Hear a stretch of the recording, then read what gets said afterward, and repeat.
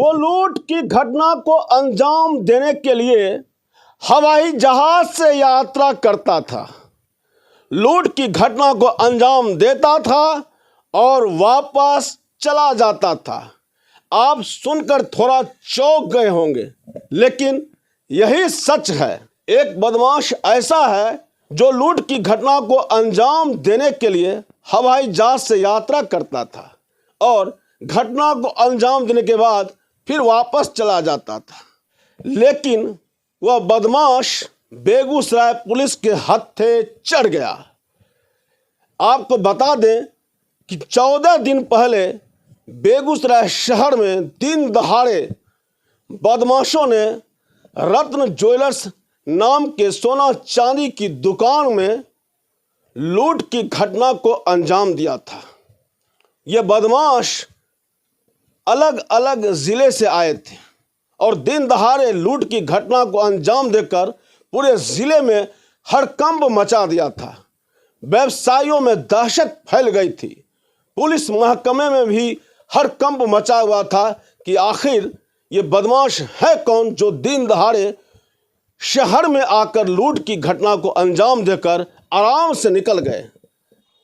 CCTV footage में इन बदमाशों का चेहरा सामने आया। इसके बाद पुलिस इनकी गिरफ्तारी के लिए पीछे पड़ गई। आखिरकार ये बदमाश पुलिस के हत्थे चढ़ गए।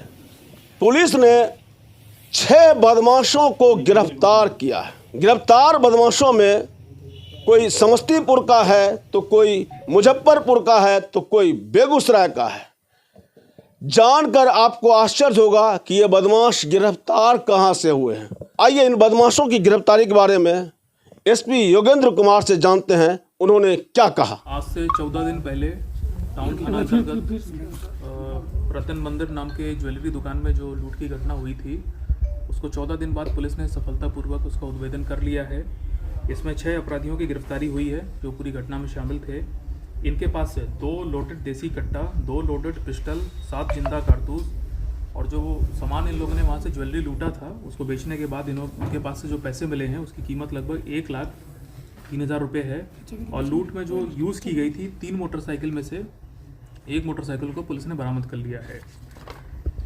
देखिए, घटना होने के बाद ही 6 विशेष टीमों का गठन मेरे द्वारा किया गया था, जिसमें कि डीएसपी हेडक्वार्टर थी, एसटीपीओ सदर थे, एसटीपीओ टेंगड़ा थे, एसटीपीओ बकरी थे, डीएसपी प्रोबेशनर चांदनी थी और भी इसके अलावा जो 6 टीमें थी इसमें टेक्निकल सेल के हमारे कर्मी थे। और लगातार 14 दिनों तक जो पुलिस का अनुसंधान चला, हमारी टीम राज्य के बाहर भी गई थी और मैंने आपको जैसा बताया था कि हम लोग को काफ़ी इंपॉर्टेंट इनपुट इसमें लगातार मिल रहे थे। और ये सारी चीज़ों को कलेक्ट करने के बाद कल इसमें जो बड़ी सफलता मिली, आप लोगों ने सीसीटीवी फुटेज में देखा होगा कि टोटल 5 लोग अंदर थे। उसमें से 3 जिसके बारे में हमने सूचना और पोस्टर भी जारी किए थे, उसमें से 3 लोगों को पुलिस ने अरेस्ट कर लिया है। ये तीनों दुकान के अंदर गए थे। एक लड़का जो चश्मा लगा के दिख रहा था, इसका नाम है कृष्णा उर्फ विवेक। ये मुजफ्फरपुर का रहने वाला है। ये most of the time Mumbai में रहता है और जब इसको कोई घटना करनी होती है बिहार में तो ये फ्लाइट पकड़ के आता था, घटना करता था।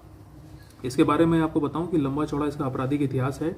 आज से करीब 1 साल पहले समस्तीपुर में भी ये घटना हुई थी, हीरा ज्वेलर वाली, उसमें भी इसका नाम आया था, लेकिन सत्यापित नहीं हो पाया था वहाँ पे।